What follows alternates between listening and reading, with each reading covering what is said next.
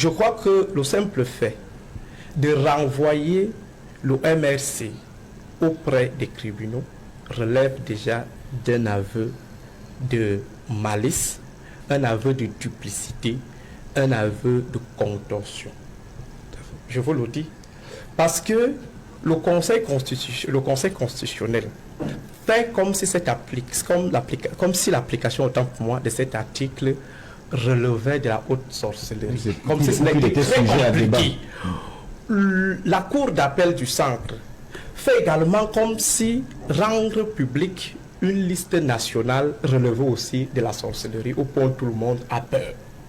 Mais ce que moi j'aimerais noter, ces jalons autour, c'est que on peut en vouloir aux personnalités qui sont à la tête de ces institutions, mais il faut reconnaître que, d'une manière ou d'une autre, sans les dédouaner, elles sont sous le coup d'une terrible pression. De sorte que chacun veut faire du ponce pilatisme.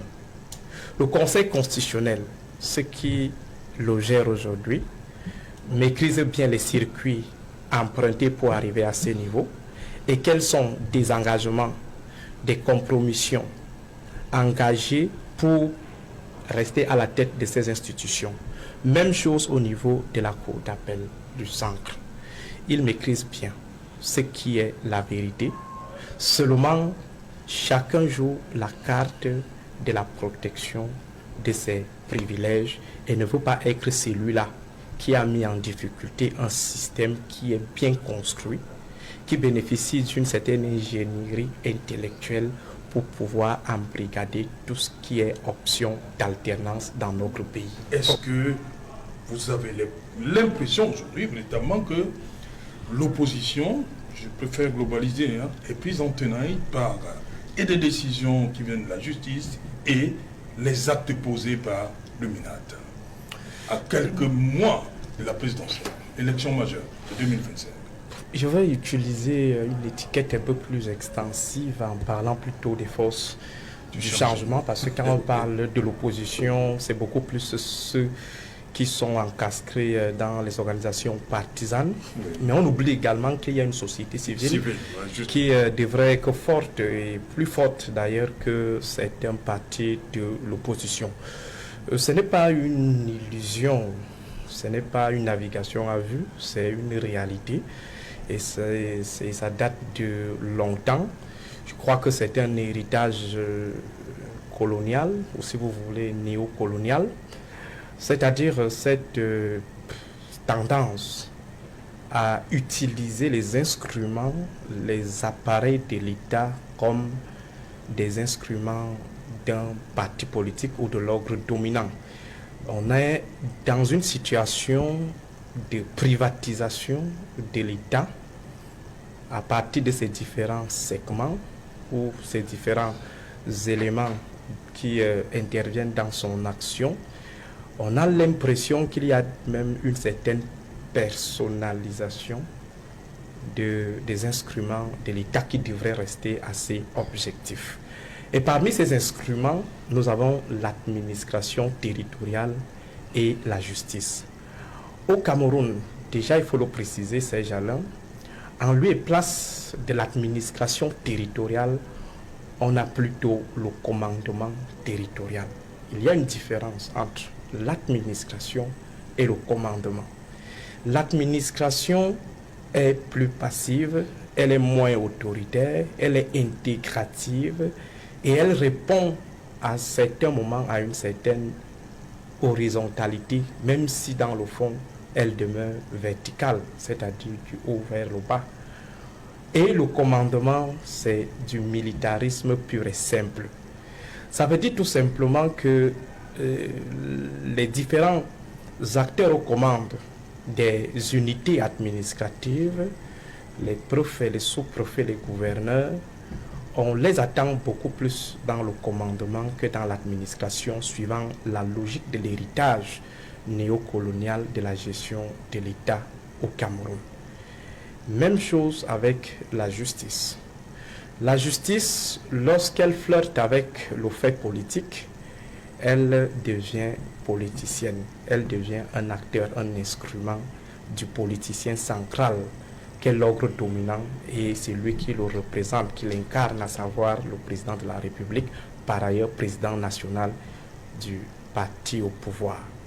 Alors si on va suivant le paradigme de la privatisation ou de la personnalisation des instruments de l'État, un paradigme qui découle d'un autre grand paradigme qui est en fait la néopatrimonialisation. Bon, je ne vais pas parler de néopatrimonialisation. J'ai mon ami docteur Steve qui m'avait fait savoir qu'on n'est pas encore passé du stade du patrimonialisme à celui du néopatrimonialisme. On est au stade de la patrimonialisation, stade brut de la privatisation à des fins de prédation. On a donc privatisé les instruments qui peuvent aider l'ordre dominant à s'éterniser à la tête de l'État. Il y a des instruments idéologiques qui ont été privatisés, par exemple les médias gouvernementaux et également les écoles et parfois même les organisations religieuses qui sont sous le contrôle strict de celui qui veut s'éterniser au pouvoir ou du groupe qui veut s'éterniser au pouvoir. À côté de l'appareil idéologique, nous avons l'appareil répressif de l'État. C'est lui-là qui agit dans le maintien de l'ordre ou qui agit dans la défense. Et vous verrez que la politique de gestion du personnel qui est aux commandes de l'appareil répressif, cette gestion-là répond beaucoup plus à un idéal de conservation du pouvoir. Ça veut dire la sécurité au Cameroun, c'est beaucoup plus pour protéger l'ordre dominant. On a maintenant cet appareil-là qui a pour ambition principale de pouvoir contrôler le jeu d'alternance à la tête de l'État. Et l'objectif, c'est de bloquer toute alternance. Alors, dans ces appareils, vous avez ceux qui sont directement impliqués dans le jeu électoral, vous avez ceux qui sont indirectement impliqués dans le jeu électoral. Ceux qui sont impliqués directement, vous avez le Conseil constitutionnel et vous avez Elections Cameroun, ELECAM. Et ceux qui sont impliqués indirectement, vous avez la justice camerounaise, l'administration territoriale et ceux qui ont la charge du maintien de l'ordre. Et parfois, on fait recours aux forces de défense lorsqu'on se rend compte que le jeu le face-à-face dans la rue commence à être au-delà des capacités de domestication de l'ordre dominant.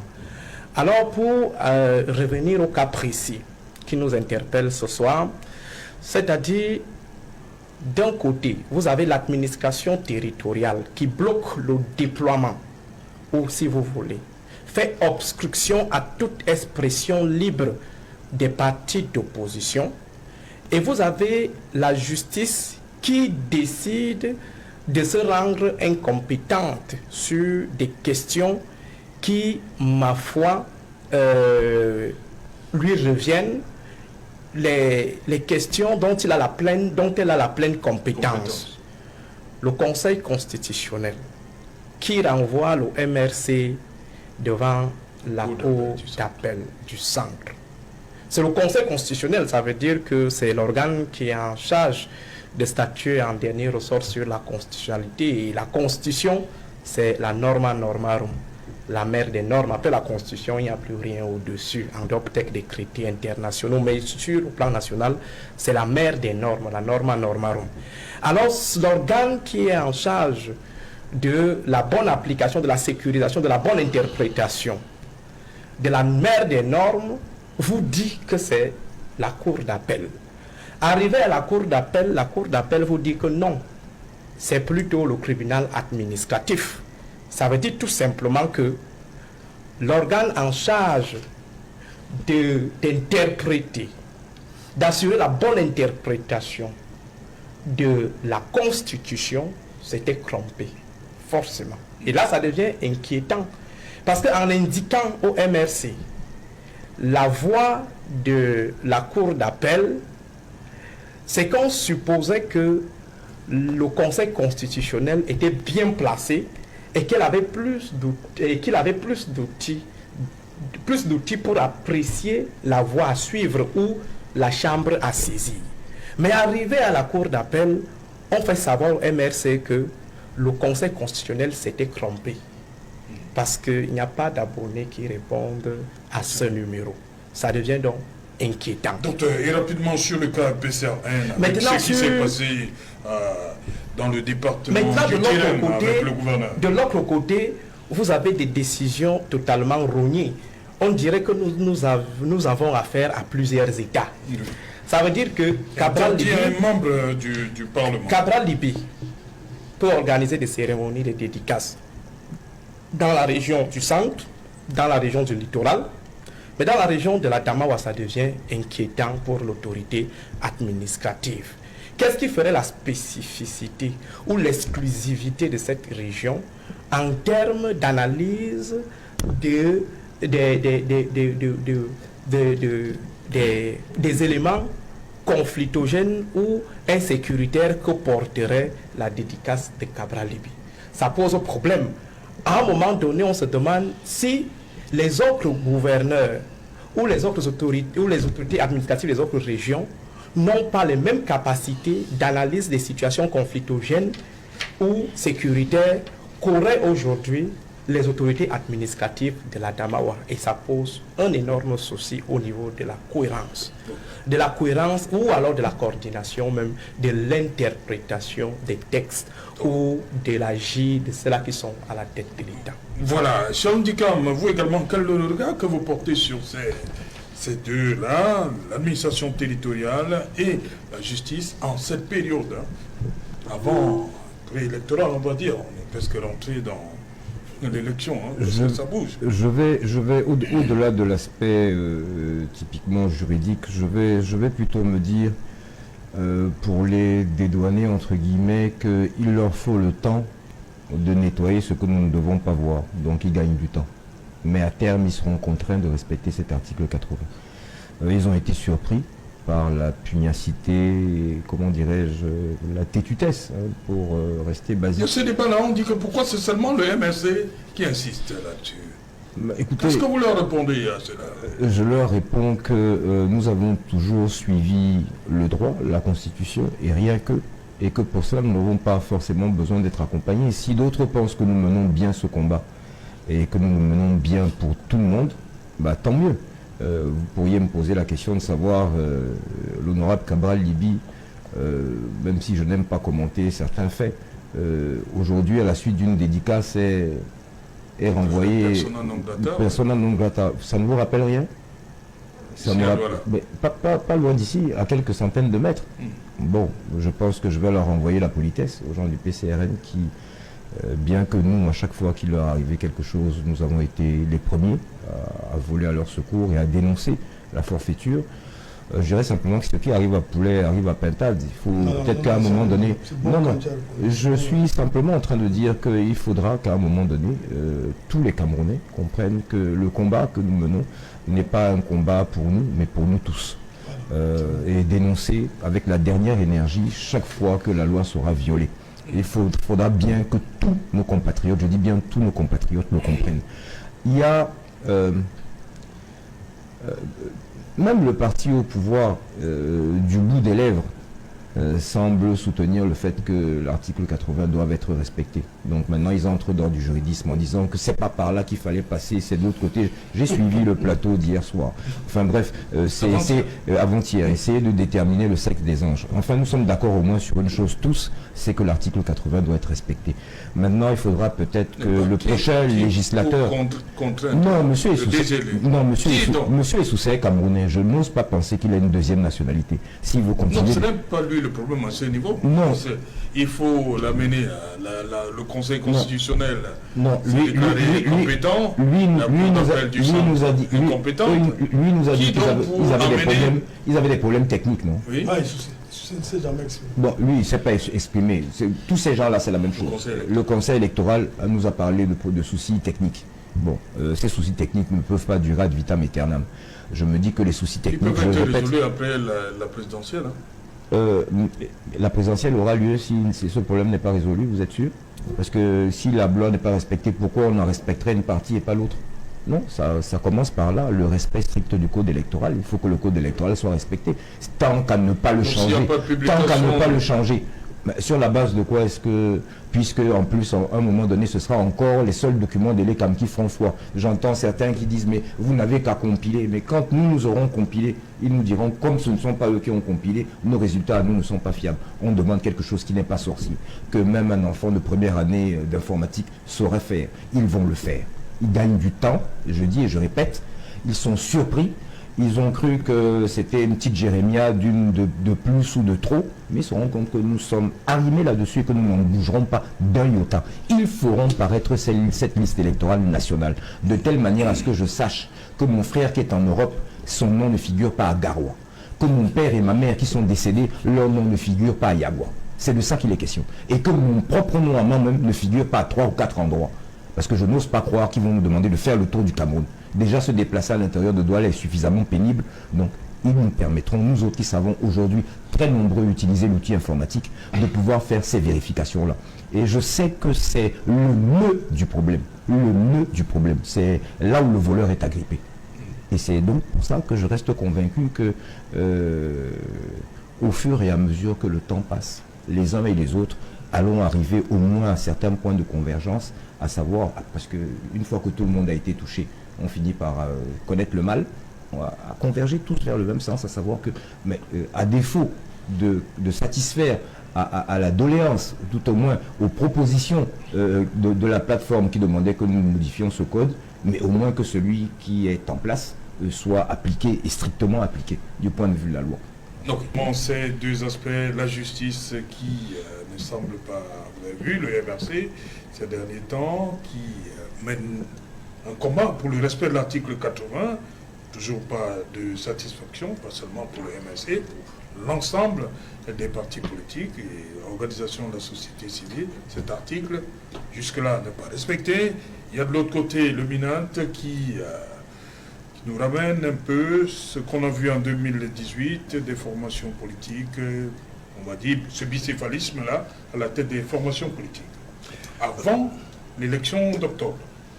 Oui, c'était un jeu malsain auquel l'ordre gouvernement s'est toujours livré depuis le retour du multipartisme dans notre pays en 90.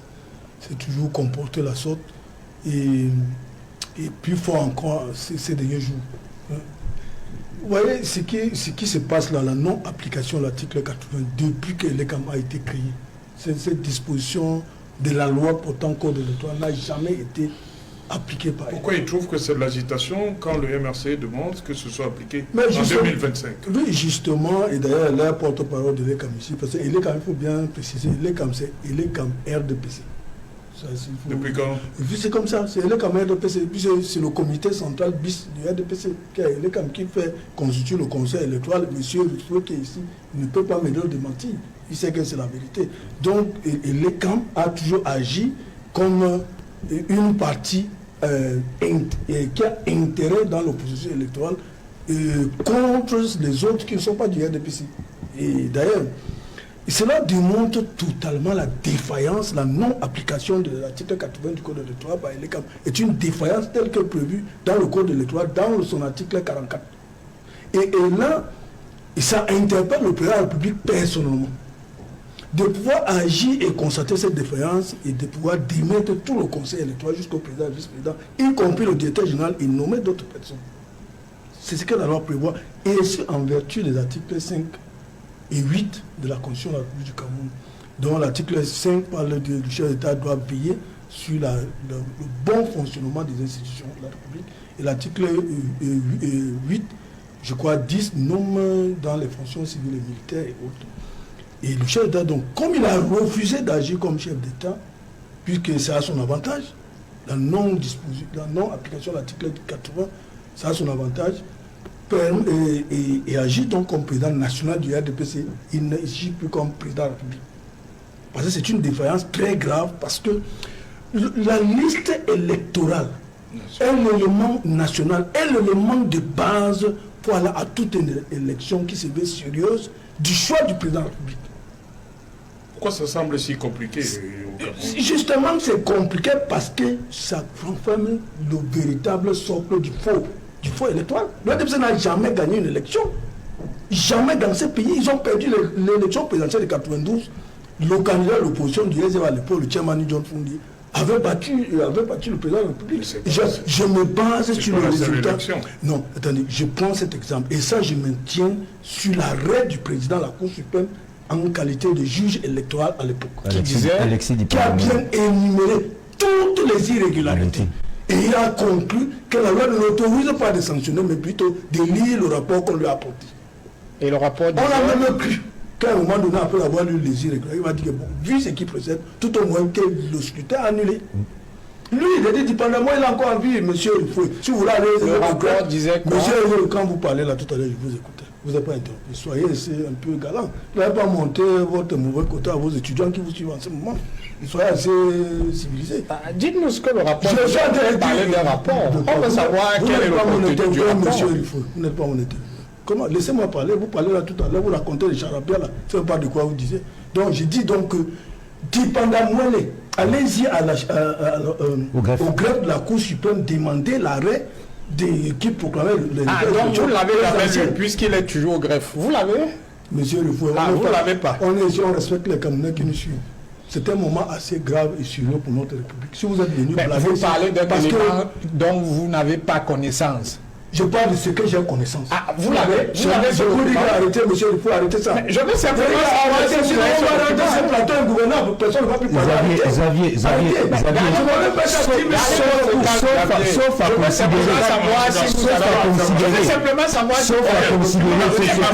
que ce que M. Dipandamoué a lu ne correspondait pas au document. Nous, je le comprends, en 92, il n'avait pas l'âge d'écouter la radio. Nous l'avons suivi en direct. Moi aussi, je l'ai suivi. Tu avais quel âge en 92? Il était à la maternelle. C'est pour ça que continue. Vas-y, continue. Donc, vous dites donc que le chef de l'État, selon la loi électorale, l'article 44 du Code électoral et les articles 5 et 8 dans les alinéas 6 et 10 de la Constitution de la République du Cameroun, lui permet de pouvoir mettre fin à cette défaillance grave. Et vous savez, dans le monde entier, les élections mal organisées, non qui ne respectent la sincérité ni la transparence, découlent des conflits très violents. Et nous ne voulons pas pour notre pays. C'est pour organiser, et les camarades dans quel contexte? Parce que l'opposition à l'époque contestait qu'on retire les élections entre les mains de la préfectorale, qu'on remette à un organe indépendant. C'est pour ça qu'on arrive à Elekam, après avoir passé par Onel 1 et 2, et puis Elekam. Et aujourd'hui, donc Elekam arrive, refuse d'appliquer la loi. Et le Conseil constitutionnel, qui est le juge électoral suprême, refuse de dire le droit. Il faut préciser aux Camerounais que ce n'est pas qu'en année électorale qu'il est supposé appliquer cet article 80. C'est tous les ans. Donc ça veut dire que c'est une habitude qui est devenue une décision de leur part. Elekam est dans une défaillance très grave pour notre pays. En ce moment, pour la paix et la sécurité, l'harmonie de notre pays, Elekam doit être dissous. Parce qu'il refuse d'appliquer la loi. Ce n'est pas une question de droit ou d'interprétation de la loi. La loi est claire et simple. À la fin des inscriptions, au 30 décembre au plus tard, la Direction générale d'élection de Cameroun rend publique la liste nationale. Et ils ont peur de la rendre publique parce que on va se retrouver avec des noms qui vont ressortir 100 fois sur la liste.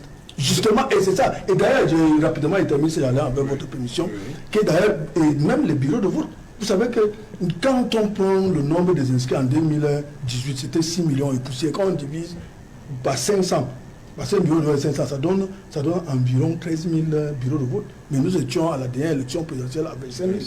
Voilà, 25 000 bureaux de vote. Et souvent là-dedans, il y a des bureaux de vote fictifs. Ok. Docteur Mono, c'est une question un peu inédite. C'est en 2024 qu'on exige, on a l'impression que beaucoup se réveillent pour exiger ce point-là. Et de l'autre côté, il y a des gens qui trouvent que non, le MRC fait de l'agitation. Le MRC demande l'application de la loi. Article 80. Ce n'est pas parce que on n'a pas demandé avant qu'on ne devrait pas commencer à demander l'exigence. Alors, pourquoi l'article 80 fait tant de bruit d'application? Le respect. Serge Alain, avant de répondre à votre question, j'aimerais, je ne sais pas si je vais parler de rétablir, mais de préciser quelque chose à l'endroit de Rifoué, qui a voulu stigmatiser les populations de Menganga sur le prétexte qu'elles seraient, je crois, moins outillées financièrement pour acheter le livre de Cabral Libby. Je crois que Rifo et la dédicace ne se résume pas seulement à la vente d'un livre. C'est un moment d'échange, de rencontre entre l'auteur et le public. Et son public. Voilà. Ça veut dire tout simplement que Cabral Libby peut ne pas avoir de potentiel acheteur de son livre, mais avoir de potentiels acheteurs du contenu de son livre. Mais Aristide, comment ils vont être des consommateurs du contenu sans avoir acheté le livre? Par exemple, ça se passe comment? oui, je vais vous expliquer. Nous étions en terminale. Vous avez aussi fait la classe des terminales. Vous avez étudié un bon nombre d'auteurs. Avez-vous lu les livres de ces auteurs? Pas du tout. Il y avait des philosophes. Lesquels? Voilà, comme Schopenhauer. Est-ce que vous avez un titre de Schopenhauer? Non, pas. Mais on expliquait. Donc, juste pour vous faire savoir que le livre, avant d'être un élément physique, est d'abord un élément immatériel, un élément intellectuel. La situation je vous suggère, parce que quand on étudie les philosophes, c'est à partir de leurs textes qui sont contenus dans un manuel. Vous êtes enseignant d'université. Dites à vos étudiants que une cérémonie de dédicace ne se résume pas à la seule vente du livre. Voilà. C'est important. En règle générale, on achète le livre. Tout le monde dans la salle qui achète le livre. Et on achète le livre avant. Non. Monsieur Rifoué, peut-être vous ne maîtrisez pas les rouages de la dédicace. Peut-être. Ah bon? Oui, peut-être. Ok. Oui, c'est quand même un peu curieux. Effectivement, c'est très curieux. Moi, j'aimerais voir une situation de dédicace dans laquelle des gens viennent à la dédicace sans le livre. Je crois que vos supérieurs de l'université de Douala vous suivent quand même, les aînés. Vous suivent. Écoute ce que vous êtes en train de dire. C'est quand même bizarre qu'une cérémonie de dédicace se résume à la seule vente du livre. Mais articuler les moments d'une cérémonie de dédicace, on va voir s'il n'y a pas un moment où ceux qui ont acheté le livre, on n'a pas dit ceci, mais le problème c'est que vous avez fait de cela le moment exclusif, le seul moment, donc sans lequel il devrait avoir dédicace. Il peut juste avoir deux acheteurs, même zéro acheteur, mais ça aura permis à l'auteur de pouvoir expliquer, de pouvoir vendre également la pensée de son livre ou la ligne directrice de son livre. Une cérémonie de dédicace, c'est un événementiel qui a un coût. Et ce coût-là doit être amorti. Et en règle générale, ce sont des investissements marketing. Pourquoi vous avez pitié Ce sont des investissements marketing qui doivent être amortis par la vente du livre. Donc personne ne va organiser une cérémonie de dédicace s'il ne peut pas y avoir $1 million par mois. Rifoué. Je crois que vous n'avez pas plus pitié des poches de Cabral Libby que lui-même. Et ne croyez pas également que si vous êtes égoïste... Non, si vous êtes égoïste, c'est pas tout le monde qui est aussi égoïste. Ok. Moi j'ai été vacataire dans un lycée de Broussard-Bala avec 42 000 francs le mois, mais je parvenais quand même à supporter la scolarisation de certains élèves de ce lycée, sans avoir les 400 000. Donc, moi j'ai raisonné de manière purement économique. Mais pour revenir au débat, je crois qu'aujourd'hui, aller dans les tribunaux, par rapport à l'application d'un article qui est aussi clair, qui ne demande pas des interprétations. L'article 80 dit la publication de la liste, au singulier, la liste. Alors, je ne sais pas quels sont des contours juridiques qu'il faut mobiliser, quelles sont des expertises en la matière qu'il faut mobiliser pour appliquer un article aussi simple. Je crois que le simple fait de renvoyer le MRC auprès des tribunaux relève déjà d'un aveu de malice, un aveu de duplicité, un aveu de contorsion. Je vous le dis. Parce que le Conseil constitutionnel fait comme si l'application, autant pour moi, de cet article relevait de la haute sorcellerie. Comme si c'était très compliqué. La Cour d'appel du centre fait également comme si rendre public une liste nationale relevait aussi de la sorcellerie, au point où tout le monde a peur. Mais ce que moi j'aimerais noter, Serge Alain Auto, c'est que on peut en vouloir aux personnalités qui sont à la tête de ces institutions, mais il faut reconnaître que, d'une manière ou d'une autre, sans les dédouaner, elles sont sous le coup d'une terrible pression. De sorte que chacun veut faire du ponce pilatisme. Le Conseil constitutionnel, ce qui le gère aujourd'hui, maîtrise bien les circuits empruntés pour arriver à ce niveau et quels sont des engagements, des compromissions engagés pour rester à la tête de ces institutions. Même chose au niveau de la Cour d'appel du centre. Il maîtrise bien ce qui est la vérité. Seulement, chacun joue la carte de la protection de ses privilèges et ne veut pas être celui-là qui a mis en difficulté un système qui est bien construit, qui bénéficie d'une certaine ingénierie intellectuelle pour pouvoir embrigader tout ce qui est option d'alternance dans notre pays.